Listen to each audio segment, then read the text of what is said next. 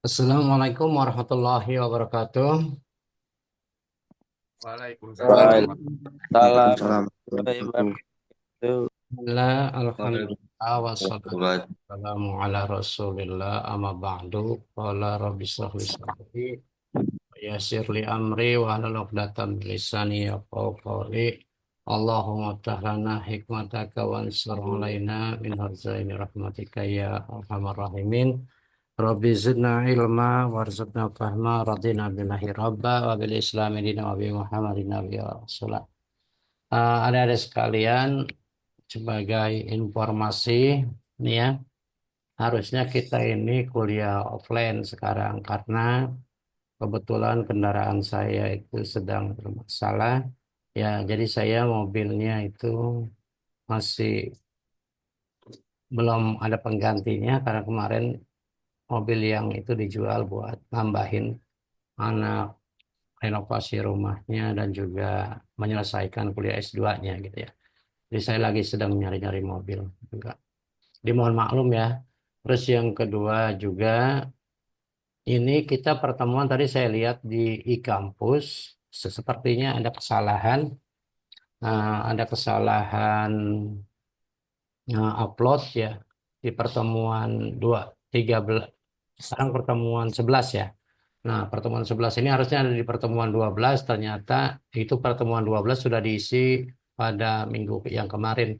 Jadi absennya nanti tolong ketua kelas mana sih Guntur ya, dikasih absen manual ya bahwa hari ini masuk gitu ya. Hari ini masuk nanti biar di ini. Hari ini absennya juga saya buka susah. Ya, kalau misalnya adik-adik udah bisa buka absen silakan. Ini saya buka susah, saya tidak bisa hadir di sini. Makanya ntar tuh tolong di WA absen online-nya tolong dikasih tahu ya. Ini saya udah isi di pertemuan 13 ternyata tidak bisa absen gitu ya. Jadi absennya mesti dibuka susunan. Mungkin ada kesalahan dalam ini kali. Ya nanti saya periksa lagi. Saya ini kayaknya waktu ada penulisan upload nilai kayaknya ada salah pencet atau salah apa gitu ya. Terus saya lihat lagi ya. Nah, pada pertemuan kali ini kita memasuki pertemuan yang ke-11 ya. Di dalam pertemuan 11 ini kita membahas tentang pengertian dakwah. Dakwah itu berasal dari kata da'a ya da'u dakwatan yang berarti mengajak, menyeru atau memanggil. Di antara makna dakwah secara bahasa adalah an-nida. Nah, misalnya da'a fulan ila, itu bukan ika ya, ila fulana. Nah, telah memanggil si fulan kepada si fulan gitu, atau telah mengundang si fulan kepada si fulan atau telah mengajak si fulan kepada si fulan gitu ya. Banyak ininya. Ini saya ini dulu, ini saya.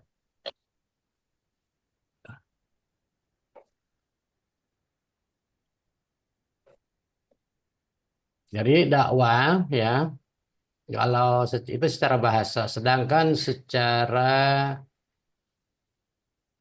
eh,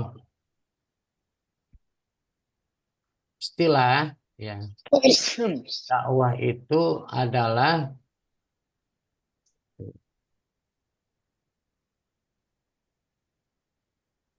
bentar, siapa Suara gua. di ya.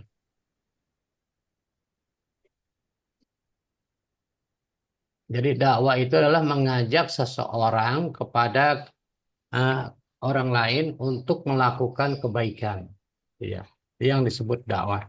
Ya, secara istilah. Nah, ini didefinisikan oleh Syekh Ali Mahfud di dalam kitab Hidayatul Mursyidin, ya, bahwasanya dakwah itu mendorong manusia agar selalu berbuat kebaikan dan mengikuti petunjuk hidayah, menyeru kepada mereka ya berbuat kebaikan dan mencegah dari kemungkaran agar mereka mendapat kebahagiaan dunia dan akhirat. Nah, perhatikan ya.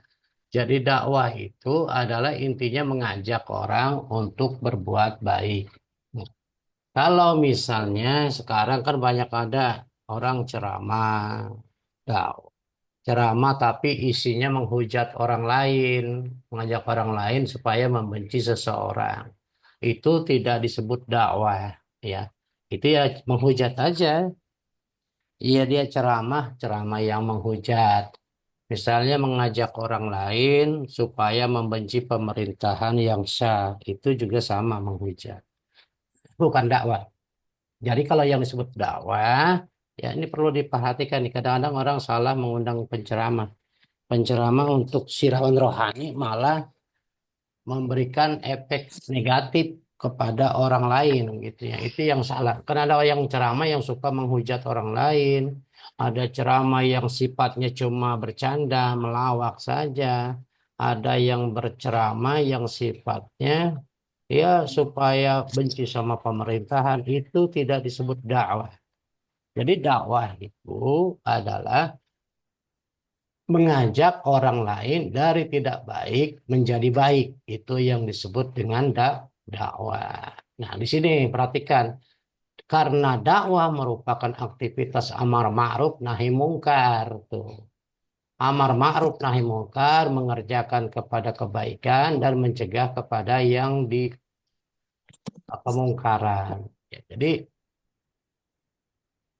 makanya dakwah tidak selalu berkisar kepada permasalahan agama seperti pengajian, kegiatan yang dianggap sebagai keagamaan lainnya. Paling tidak ada tiga pokok dakwah itu. Ya, ada dakwah kultural. Dakwah kultural itu adalah aktivitas dakwah yang mendekatkan pendekatan Islam kultural, ya kultural, yaitu salah satunya pendekatan yang berusaha meninjau kembali kaitan doktrinasi yang formal antara Islam dan negara.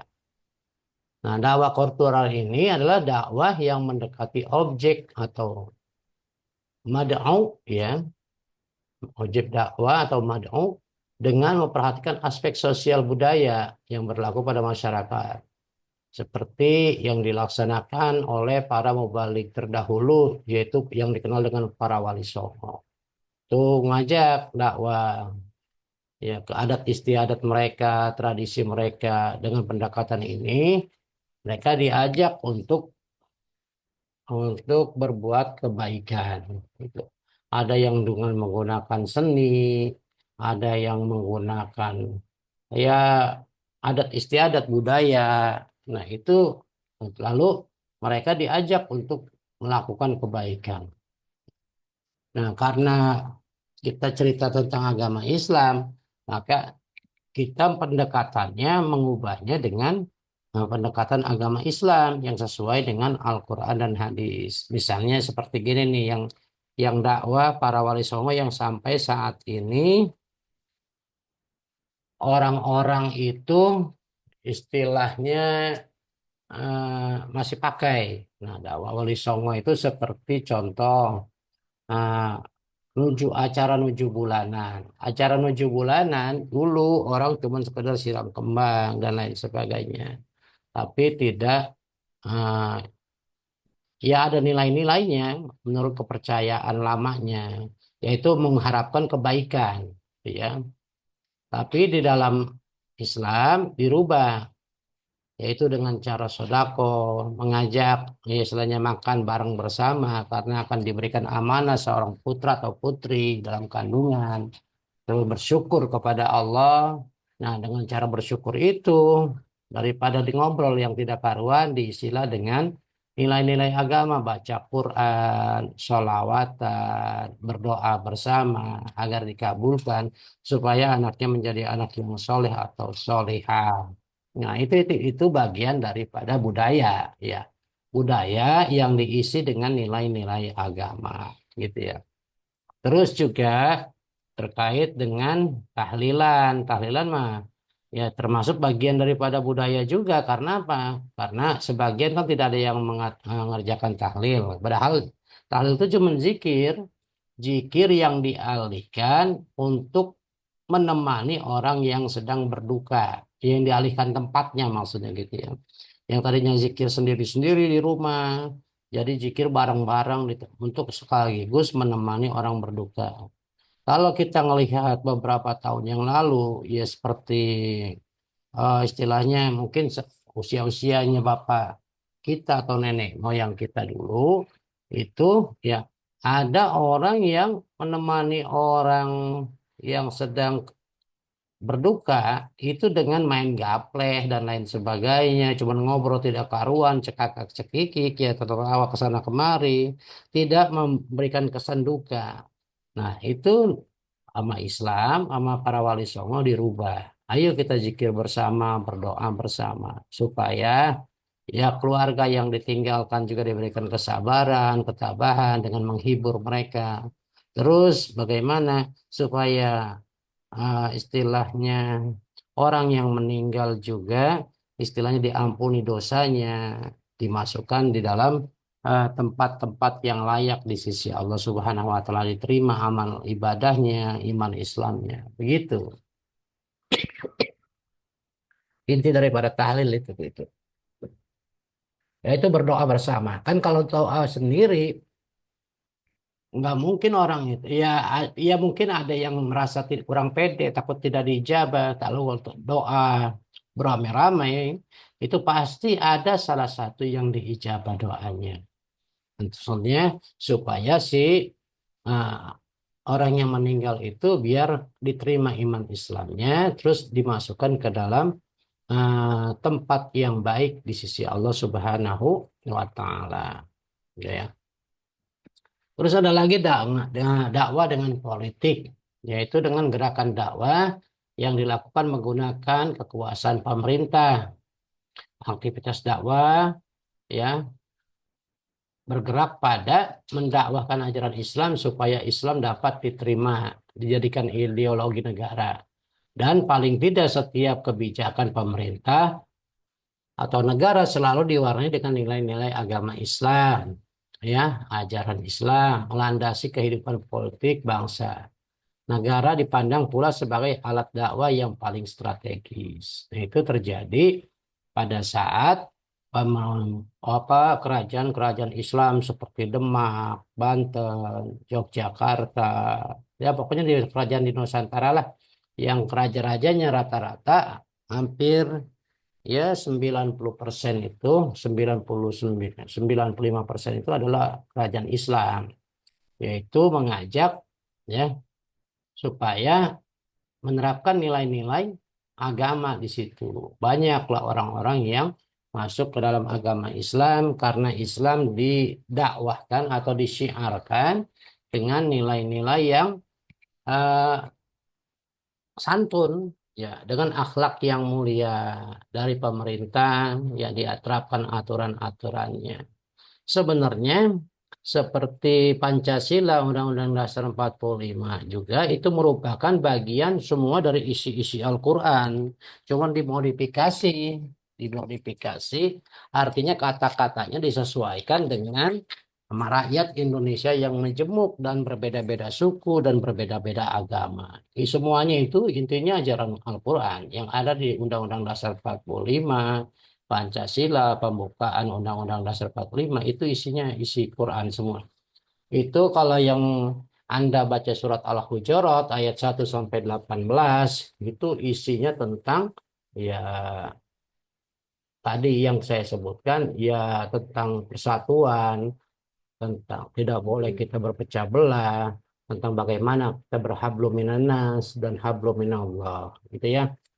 Nah, itu inti intinya surat Al-Hujurat ada di dalam Pancasila Pembukaan Dasar 45 dan juga ada juga di dalam Undang-Undang Dasar 45 juga. Ada juga dengan dakwah ekonomi, aktivitas dakwah ya umat Islam yang berusaha mengimplementasikan ajaran Islam dengan berhubungan dengan proses-proses ekonomi guna peningkatan kesejahteraan umat Islam. Ya, dakwah ekonomi ini berusaha mengajak umat Islam meningkatkan ekonomi dan dalam kesejahteraannya. Ya. Sepertinya dia di antaranya tentang jual beli secara Islam, pesanan, zakat, infak dan lain sebagainya. Ya. Kalau misalnya dakwah yang secara Islam, secara ekonomi, dakwah Islam dengan ekonomi, ini yang paling tepat kalau Anda semuanya ini nanti setelah lulus kuliah, jadi pengusaha. Jadi pengusaha, terus ya pengusaha yang sukses ya artinya nanti di setiap usaha itu ya nah, kita ngajak teman kita, tetangga kita, orang-orang yang membutuhkan pekerjaan untuk kerjasama dengan kita. Karena kita yang punya perusahaan, manajerialnya otomatis sebagai owner, sebagai pimpinan punya perusahaan, dari manajerialnya juga itu di dalam manajemen diterapkan nilai-nilai Islami, yaitu satu misalnya eh, karyawan itu masuk tepat waktu, disiplin, ya. Sebelumnya misalnya masuk jam 8, jam 7 sudah ada di tempat gitu ya. Nah, di jam 7 itu karyawan disunahkan untuk sholat duha umpamanya gitu ya. Nah, tapi bukan berarti dipaksakan ya, dianjurkan untuk sholat duha. Nah, setelah sholat duha, sarapan misalnya, terus kita kerja dengan nilai-nilai kejujuran, yakni ibadah kepada Allah Subhanahu wa Ta'ala. Seminggu sekali, karyawan itu secara bergiliran, kita adakan pengajian. Ya, secara bergiliran. Misalnya, ya tidak semuanya, ini karena kan harus kerja juga gitu dengan dakwah-dakwah Islamiyah, undang orang-orang yang punya kompetensi di dalam mengajak ajaran-ajaran Islam. Nah, nanti dengan demikian akan muncul kesadaran bagaimana cara kerja yang bagus sesuai atau dagang yang bagus sesuai dengan aturan-aturan Islam. Kita akan membahas tentang jual beli menurut Islam, ya ajaran Islam. Bagaimana ini pesanan ini termasuk dagang online ya sesuai Islam atau bisnis digital. Bagaimana zakat, bagaimana infak dan sedekah. Terus bagaimana membina atau mengajak orang lain itu agar hidup layak ya supaya bahagia dunia akhirat sesuai dengan ajaran-ajaran Islam. Itu lebih efektif. Nah, dakwah yang tadi dengan dakwah politik, dakwah kultural, dakwah ekonomi, semuanya itu kalau dijalankan secara benar maka dia akan lebih efektif dan berhasil biasanya. Saya pernah punya pengalaman ketika saya kerja di kelurahan, tetangga dekat kelurahan saya itu ialah seorang TNI lah, TNI. Terus dia punya perusahaan angkot sampai puluhan, bahkan hampir ratusan lah kurang lebih angkotnya itu. Nah, semua karyawannya itu syaratnya kalau ingin jadi supir angkot dia harus disiplin. Disiplin apa? Harus disiplin sholat 5 waktunya. Gitu. Terus setiap seminggu sekali ada pengajian. Nah, itu jadi ada masukan-masukan karena dia pemimpin perusahaan, akhirnya karyawan tuh semuanya artinya menjalankan ya awalnya sih secara terpaksa tapi lama-kelamaan dia menjadi terbiasa akhirnya menjadi karakter. Semuanya karyawannya itu adalah orang-orang yang rajin sholat dan eh, di situ ada forum pengaduan kalau ada misalnya karyawan saya yang ugal-ugalan dalam dalam membawa angkotnya itu zaman itu masih tahun 90-an ya. Bawa angkotnya ugal-ugalan bisa diadukan gitu. Nah, itu bagus sekali. Artinya apa namanya? Jadi menerapkan akhlak yang baik kepada seluruh karyawan dalam melayani eh, penumpang sesuai dengan ajaran Islam. Jadi sehingga mereka itu rapi-rapi dalam tidak seperti angkot-angkot yang tidak termanajemen gitu ya. Nah, itu karena manajemennya rapi, ya akhirnya sekarang perusahaan itu berkembang kepada eh, bus antar kota. Itu pun sama demikian, gitu. Tapi ya sekarang orangnya dalam marhum diganti sama anaknya.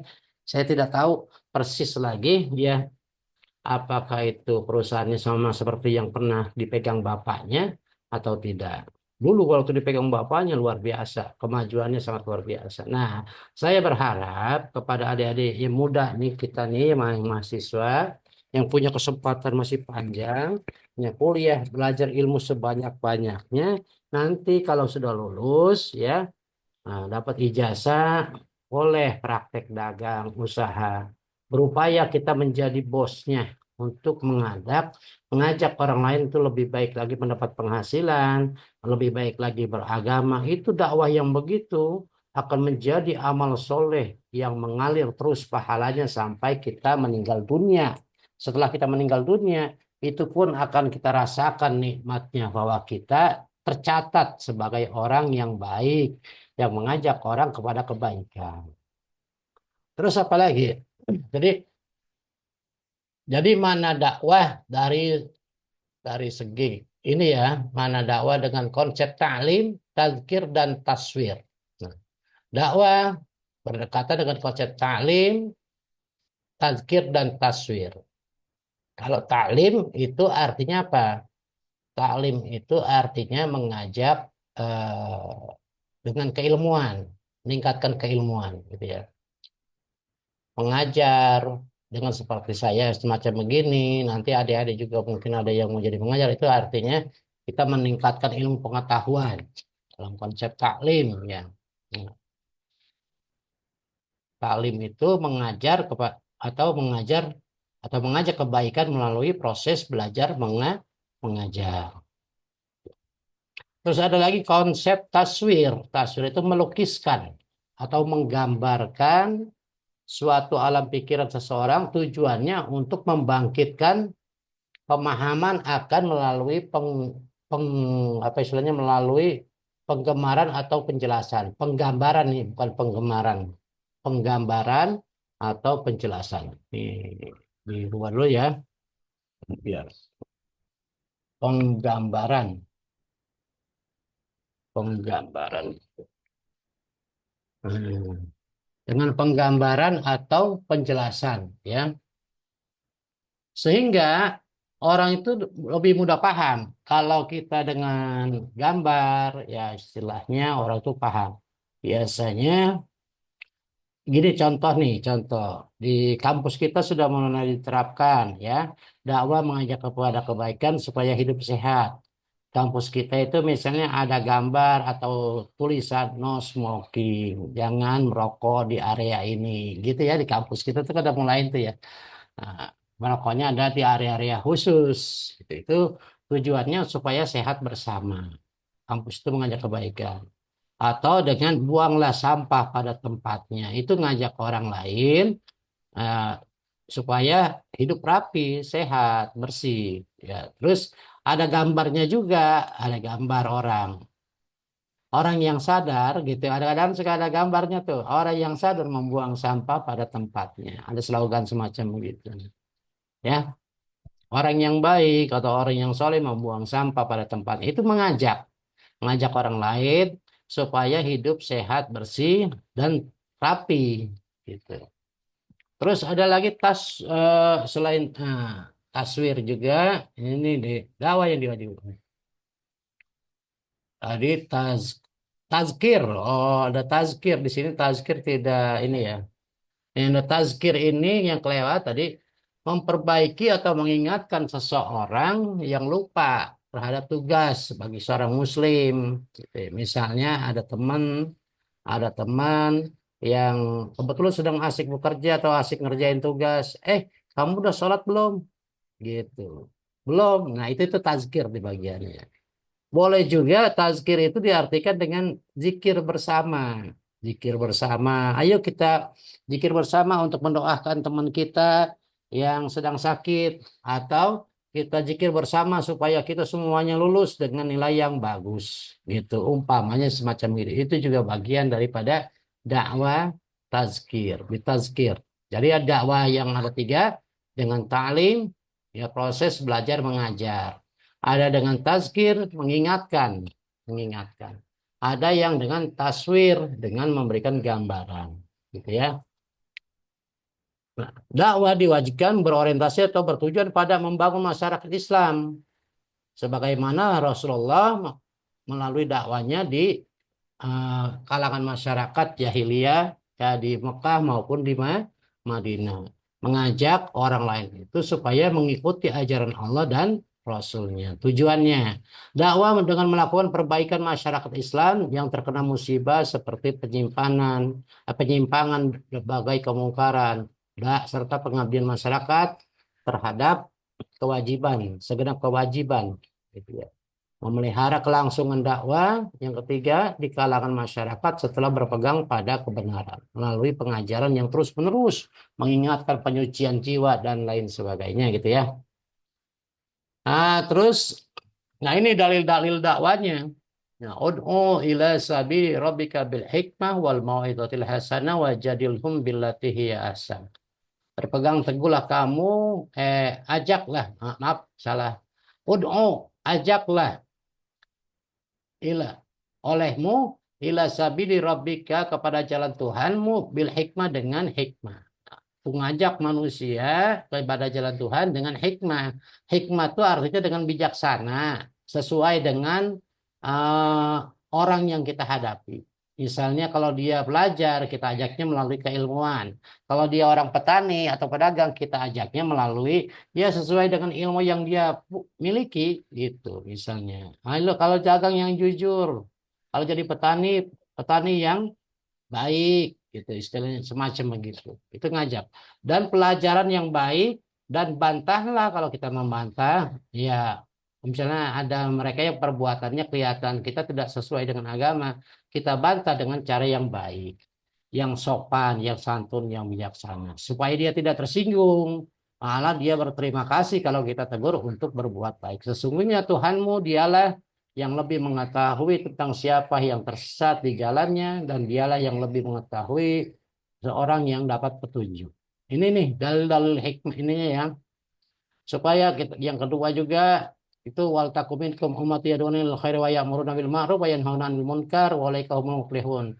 Hendaklah di antara kalian ada segolongan umat yang menyeru kepada kebajikan, menyeru kepada yang ma'ruf dan mencegah kepada yang mungkar. Mereka itulah orang-orang yang beruntung. Nah, terus ini dalil hadisnya dan lain sebagainya. Silakan dibaca karena ini waktunya tinggal 7 menit. Saya berikan kesempatan untuk tanya jawab. Ini ya, ada dakwah ini nih. Robaniyah, wasatiyah, ijabiyah tinggal dibaca ya, dipahami. Silakan yang mau bertanya.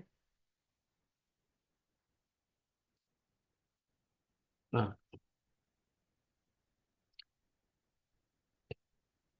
tidak ada yang bertanya, saya lanjutkan sini ya. Ini waktunya tinggal sedikit nih. Konsep dakwah ada dengan zaman modern ini semacam apa? Sekarang ada dakwah, nah, sebentar. Dakwah di zaman modern itu menggunakan media audio, boleh. Dengan radio, boleh ya. Sifatnya langsung ya. Dengan radio ada juga dakwah dengan media sosial ya, video visual dengan gambar-gambar. Ada dengan media sosial majalah, surat kabar ya.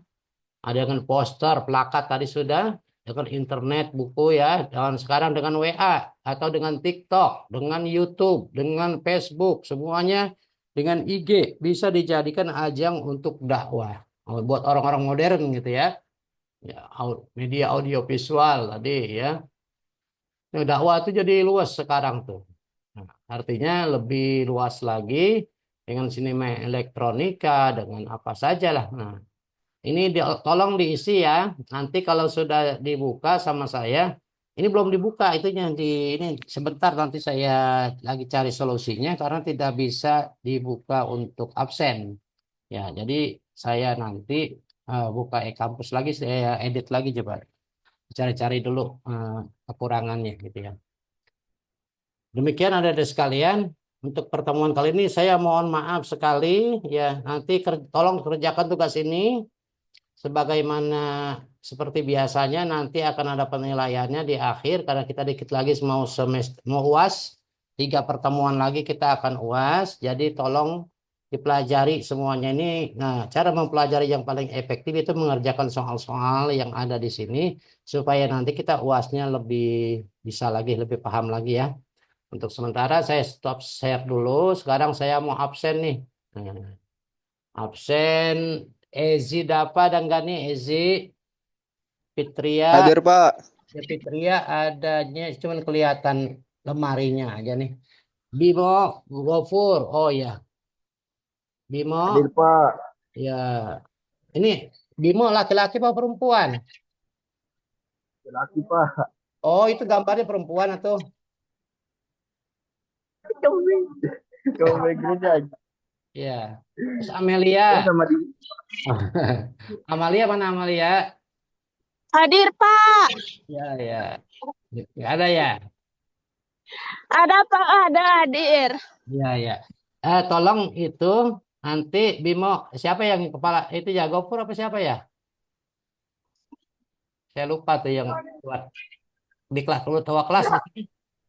Guntur Pak, Guntur. Oh, Guntur. Ya, tolong tolong di absen ya yang tadi yang itu Ya yang Pak udah. nanti nah teman-teman yang ini kebetulan hadir juga tolong di absen offline juga. Nanti supaya apa? Supaya buat alasan kita bahwa kita absennya lagi di e-kampus sudah bisa gitu ya buat pegangan. Ini sudah masuk semua, udah dianggap masuk semua ya karena ini Amalia, Immanuel, Toti ada nggak? Immanuel, Bang. ya Immanuel ini nilai itunya bagus ya. Kemarin saya lihat bagus kayaknya. Ya Pak. Ya, ya agamanya bagus Immanuel. Yang Islam malah kalah sama Ya. Immanuel. Immanuel masih nilainya bagus. Dia ngikut tes UTS kemarin. Ya, itu hebat, bagus. Ya, ada Ya Pak. sekalian. Jadi saya cukupkan dulu sampai di sini. Terima kasih atas segala perhatian. Jangan lupa dengan tugas-tugas kita sebagai mahasiswa, kerjakan tugas sesuai dengan perintah yang ada di kampus. Itu saja yang dapat saya sampaikan. Terima kasih. Mohon doanya nih, biar kita bisa dari kalian semua diberikan kemudahan untuk bisa bisa kuliah offline. Saya udah kangen pengen kuliah offline. Assalamualaikum warahmatullahi Amin, wabarakatuh. amin, amin. Waalaikumsalam warahmatullahi Waalaikumsalam wabarakatuh. warahmatullahi wabarakatuh. Terima kasih, Pak. Izin live ya.